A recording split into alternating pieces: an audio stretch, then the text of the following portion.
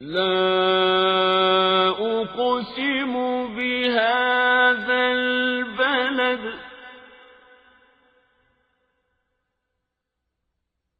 وأنت حل بهذا البلد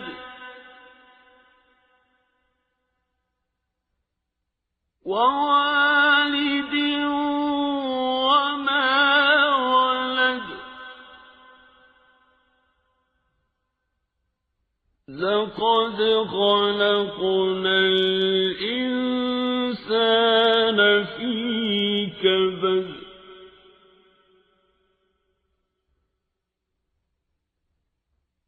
أيحسب أن لن يقدر عليه أحد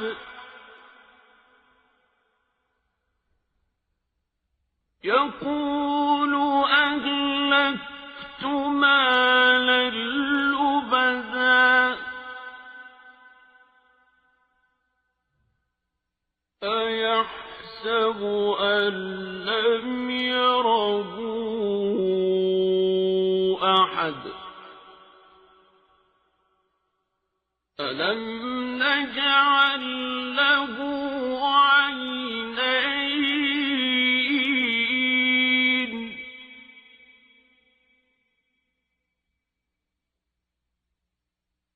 ولسانا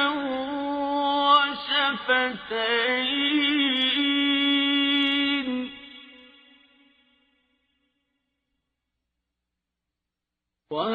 وهديناه النجدين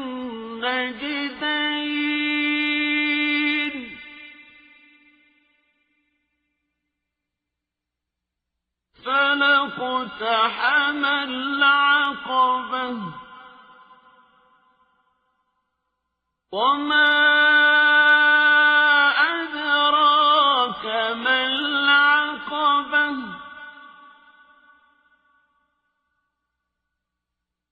فك رقبة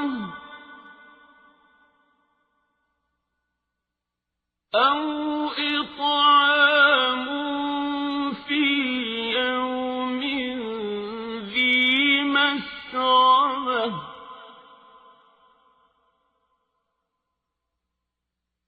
يتيما ذا مقربة أو مسكينا ذا متربة ثم كان من الذين آمنوا وتواصوا بالصبر وتواصوا بالمرحمة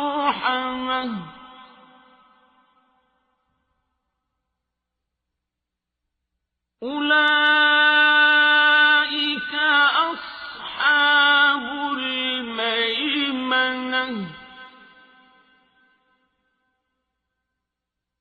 والذين كفروا بآياتنا هم أصحاب المشأمة عليهم نار مؤصدة. Sura Al-Balad, ang lungsod. Sa ngalan ng Ala, ang mahabagin, ang maawain. Isinusumpa ko sa lungsod na ito, ang Maka, at ikaw ay isang malaya na nananahan sa lungsod na ito. At isinusumpa ko sa nagsilang at ng kanyang isinilang. Katotohanan, aming nilikha ang tao sa pagpapasakit. Inaakala ba niya na walang isang makapangyarihan na makapananaig sa kanya? Kanyang sinabi ng may pagyayabang, ako ay naglustay ng napakalaking kayamanan. Pakiwari ba niya'y walang nakikita sa kanya? Hindi ba namin nilikha para sa kanya ang 2 mata at ang dila at 2 labi? At ipinakita namin sa kanya ang dalawang landas, mabuti at masama. Subalit hindi siya nagsikap upang tumahak sa matarik na landas ng pagpapakasakit. At ano nga ba ang makapagpapaliwanag sa iyo kung ano ang matarik na landas ng pagpapakasakit?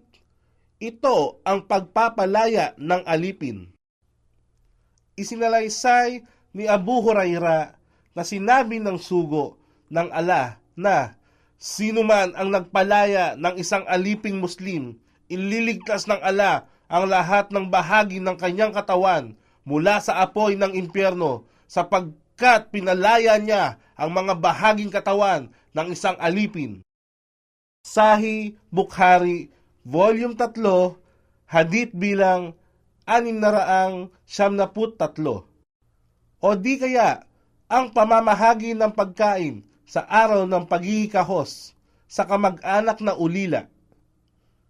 Tinipon ni Imam Ahmad na isinalaysay ni Salman bin Amir na sinabi niya na kanyang narinig ang sugo ng Allah na nagsabing, ang kawang gawa sadaka sa taong dukha ay itinuturing bilang isang sadaka, samantalang kung ito sadaka ay ipinagkaloob sa isang kamag-anakan, ito ay binibilang na 2 sadaka. Una, sadaka, at ikalawa, pakikipag-ugnayan sa kamag-anakan. Ahmad, versikulo 4, kapitulo 214. O sa dukha na nilugmok ng kahirapan na nakahandusay sa buhanginan. At sa gayon, kung ito ay kanyang nagawa, siya ay kabilang sa mga tapat na mananampalataya at nagpapayuhan sa isa't isa ng pagiging matiisin at nagpapayuhan sa isa't isa ng pagiging maawain. Sila ang nasa kanang kamay na mananahan sa paraiso at yaong hindi nanalig sa aming ayat. Ayat, ito ay salita sa wikang Arabic na kadalasan ay tumutukoy sa mga tanda, kapahayagan, batas, aral at babala na ipinahihiwatig ng Allah sa tao upang magkaroon ng pagkakataon na mag-isip, unawain at magnilay-nilay sa lahat ng oras. Sila ang nasa kaliwang kamay na mananahan sa impyerno. Sa kanila ay ibabalot ang apoy. Binigkas ni Ibn Masud ang ayan na ito at pagkaraan ay nagsabi, yaong itatapon sa apoy ng impyerno, bawat isa sa kanila ay ilalagay sa magkakahiwalay na tabut, kahon ng apoy, upang hindi niya makita ang sino mang pinarurusahan sa apoy ng impyerno maliban sa kanyang sarili lamang. Tafsir Ibn Kathir, Tabari at Qurtubi.